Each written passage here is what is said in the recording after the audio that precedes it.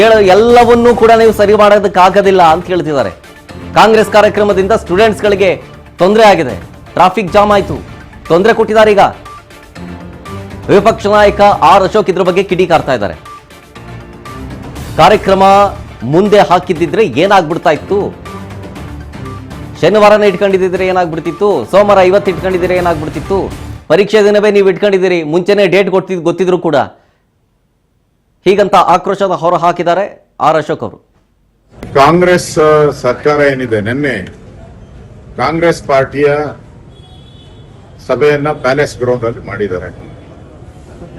ಅದರಿಂದ ಈ ಕಾಂಗ್ರೆಸ್ ಕಾರ್ಯಕರ್ತರುಗಳೆಲ್ಲ ಬಂದು ರೋಡ್ ಜಾಮ್ ಮಾಡಿ ನೀಟ್ ಪರೀಕ್ಷೆಗೆ ಹೋಗುವಂತ ವಿದ್ಯಾರ್ಥಿಗಳಿಗೆ ತೊಂದರೆ ಮಾಡಿದ್ದಾರೆ.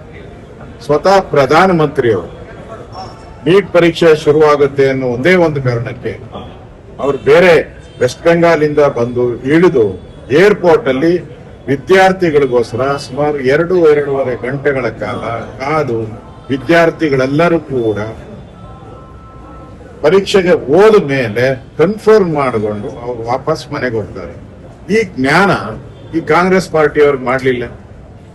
ನಿನ್ನೆ ಕಾರ್ಯಕ್ರಮವನ್ನ 1-2 ಗಂಟೆ 3 ಗಂಟೆ ಮುಂದೆ ಹಾಕೊಂಡಿದ್ರೆ ಏನ್ ಗಂಟು ಹೋಗ್ತಾ ಇತ್ತು, ಏನಾನ ಹೊಸತನ ಇದೆಯಾ?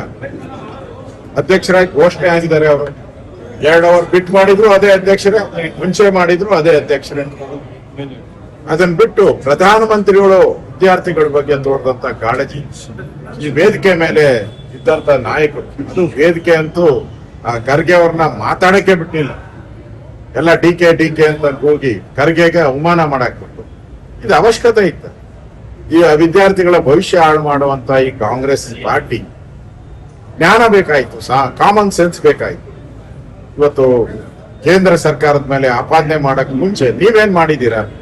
ಈ ಟ್ರಾಫಿಕ್ ಜಾಮ್ ಇಂದಾನೇ ಇಷ್ಟು ಅನಾಹುತ ಆಗಿದೆ ಅಂತ ಎಲ್ಲಾ ಪೇರೆಂಟ್ಸ್ ಹೇಳ್ತಾ ಇದ್ದಾರೆ. ನೀವು 1-2 ಗಂಟೆ ಮುಂದೆ ಹಾಕೊಂಡಿದ್ರೆ ಕಾರ್ಯಕ್ರಮನ ಏನಾಗ್ತಾನೆ ಇರಲಿಲ್ಲ. ಅದರಿಂದ ಇದಕ್ಕೆ ನೇರ ಕಾರಣ ಕಾಂಗ್ರೆಸ್ ಪಾರ್ಟಿನೇ, ಕಾಂಗ್ರೆಸ್ ಸರ್ಕಾರ. ನಾಳೆ 12 ಗಂಟೆಗೆ ರಾಷ್ಟ್ರೀಯ ಅಧ್ಯಕ್ಷರಿಗೆ ನಾವು ಅಪಾಯಿಂಟ್ಮೆಂಟ್ ಕೊಟ್ಟಿದ್ವಿ. ಒಂದು 4 ದಿನದಿಂದ 12 ಗಂಟೆಗೆ ಅಪಾಯಿಂಟ್ಮೆಂಟ್ ಕೊಟ್ಟಿದ್ದಾರೆ.